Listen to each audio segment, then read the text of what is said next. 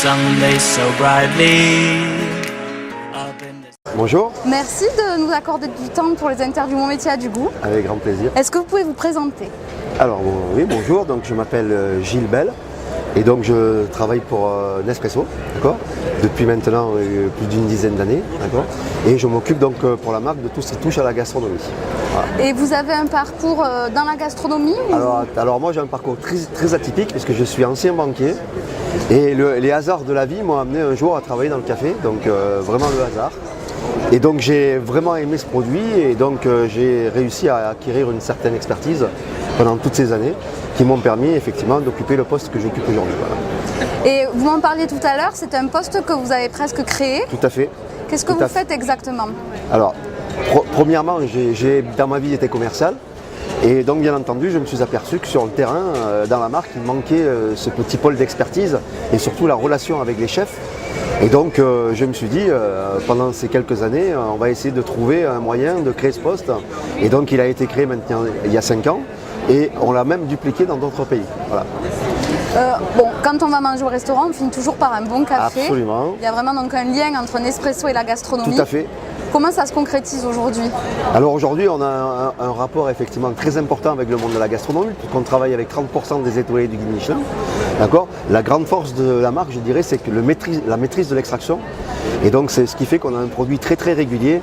Et c'est pour ça qu'on travaille avec un grand nombre d'étoilés aujourd'hui, parce qu'on peut leur apporter effectivement une configuration du produit fini sur la table qui est vraiment très régulière. Et les pâtissiers ont toujours utilisé le café dans leur création? Tout à fait. Donc, oui, donc mon rôle aussi, effectivement, c'est d'apporter cette expertise sensorielle avec les pâtissiers. On a aussi donc, un partenariat avec la Société nationale des meilleurs ouvriers de France. Et donc, on ne travaille pas uniquement avec des pâtissiers, on travaille avec des boulangers, on travaille avec des fromagers. Et le but, c'est de trouver effectivement les accords à la fin du repas avec un fromage, avec de l'eau, avec des alcools. Donc effectivement, le café peut se marier avec tout ce qui se mange et tout ce qui se boit. Il faut simplement trouver le juste bon compromis. Voilà. Et vous êtes en relation quotidienne avec ce monde de la gastronomie. Tout à fait. Qu'est-ce que vous avez envie de dire aujourd'hui aux jeunes qui se posent la question de rejoindre ou non le secteur?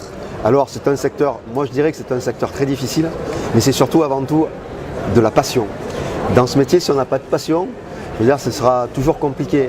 Les émissions de télévision, on fait beaucoup pour la gastronomie, la cuisine notamment, mais aussi on peut-être aussi fait du mal en pensant qu'on pouvait devenir chef du jour au lendemain, alors que c'est d'abord un métier de passion et c'est un métier très difficile.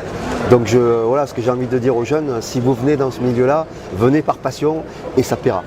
Parfait. Voilà. Et pour finir, qu'est-ce que vous retenez de cette expérience Syrah? Alors moi c'est mon 7e. Donc, ah oui, vous êtes habitué. Je suis habitué et ce qui est impressionnant c'est que tous les 2 ans on se dit waouh, c'est incroyable. Et cette année c'est encore plus incroyable, donc on se demande jusqu'où ça va aller. Et donc on en parlait hier avec les équipes de GL Events qui font un travail absolument incroyable. Et cette année, moi j'en reviens pas parce que ça a été totalement inouï. Voilà. Et puis je dirais l'âme du Syrah, c'est que les gens ont la banane. Tous les gens sont heureux, c'est hyper convivial, c'est un moment de partage, donc c'est vraiment voilà, chapeau bas à GL Events et chapeau bas et longue vie au Syrah.